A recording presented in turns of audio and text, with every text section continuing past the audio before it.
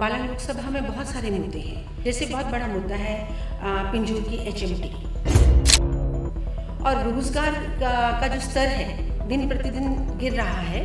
तो मैंने कुछ सर्वे किया और मेरी समझ में जो मुद्दे हैं, यहाँ की कपड़ा मार्केट जो एशिया की बिगेस्ट कपड़ा मार्केट थी, तो अब वो कपड़ा मार्केट एक तरह से पतन के कगार पर है।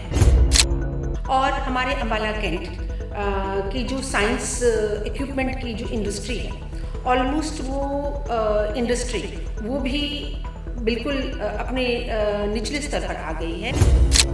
अगर मैं संसद में जाती हूँ तो मैं इन मुद्दों पर आवाज़ उठाऊंगी।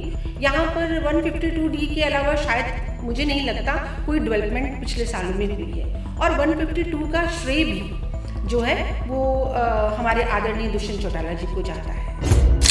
देखिए, दुष्यंत जी जब तक सरकार में रहे हैं और किसानों के लिए चाहे MSP की बात हो, चाहे फसल खराबा की मुश्किलें हों, तो उन्होंने भरपूर किसानों का सहयोग किया है।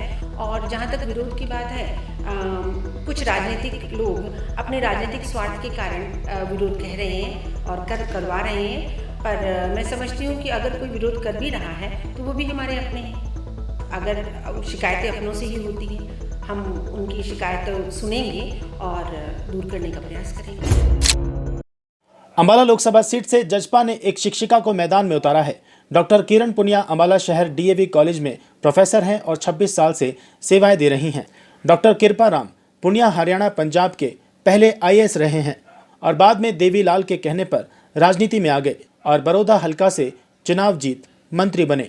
डॉक्टर किरण पुनिया अपने पिता का सपना पूरा करने के लिए राजनीति में आई हैं। डॉक्टर किरण पुनिया पानीपत के उस कैमला गांव की बेटी हैं जिसने मनोहर लाल खट्टर का गांव में हेलीकॉप्टर नहीं उतरने दिया था।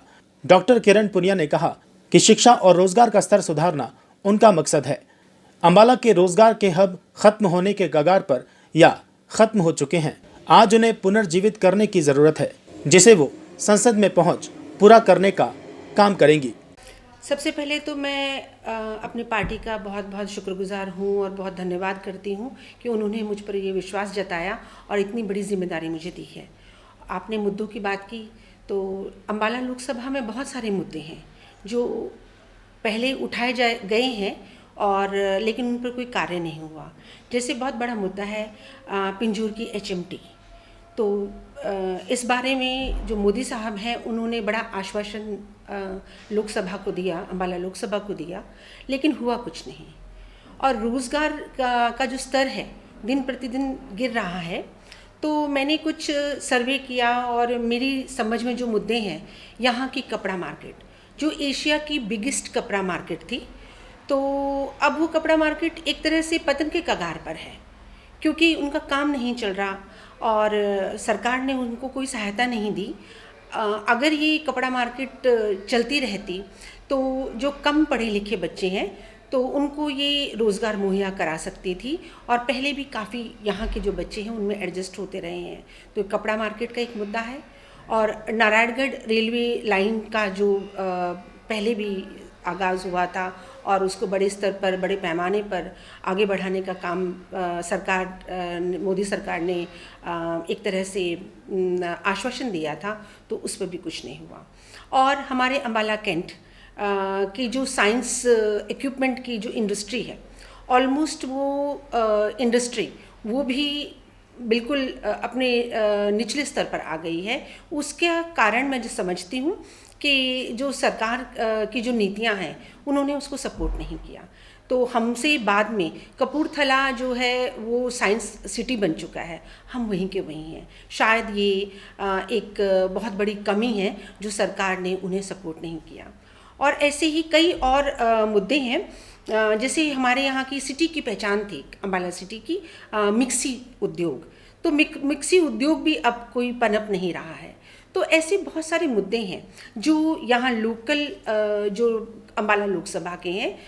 अगर मैं संसद में जाती हूँ तो मैं इन मुद्दों पर आवाज़ उठाऊंगी और अपने पुरजोर कोशिश करूंगी कि इन मुद्दों पर आवाज़ उठाकर मैं ये सारे उद्योग कम हो रहे हैं तो उनको बढ़ावा दूँ।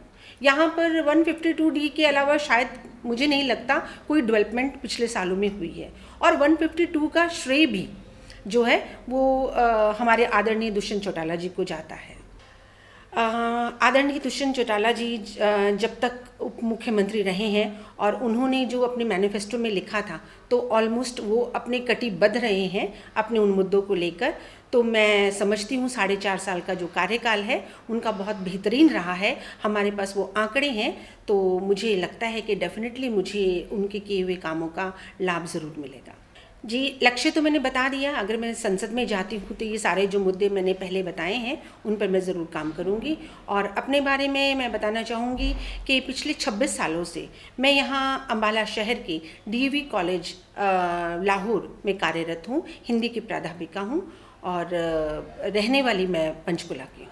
सबसे पहला काम तो मैं ये समझती हूँ क्योंकि मैं एक शिक्षक हूँ और शिक्षा देने का मकसद ये है कि बच्चे अपने जीवन में आगे बढ़ें, अपने रोज़गार को वो चयनित कर सकें।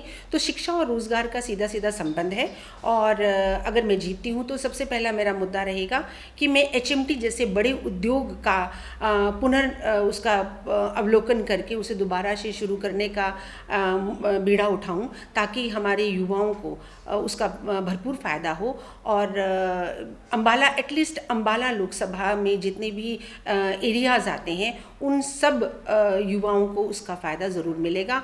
और अम्बाला शहर और अम्बाला कैंट के बच्चों के लिए तो कपड़ा मार्केट एक बहुत बड़ा मुद्दा है, तो मैं उसे पुनः जीवित करने का प्रयास करूँगी। देखिए, दुष्यंत जी जब तक सरकार में रहे हैं और किसानों के लिए चाहे एमएसपी की बात हो, चाहे फसल खराबा की मुश्किलें हों, तो उन्होंने भरपूर किसानों का सहयोग किया है। और जहाँ तक विरोध की बात है, कुछ राजनीतिक लोग अपने राजनीतिक स्वार्थ के कारण विरोध कह रहे हैं और करवा रहे हैं, पर मैं समझती हूँ कि अगर कोई विरोध कर भी रहा है तो वो भी हमारे अपने हैं। अगर शिकायतें अपनों से ही होती हैं, हम उनकी शिकायत सुनेंगे और दूर करने का प्रयास करेंगे। इस बार मंडी के हालात कैसे रहे?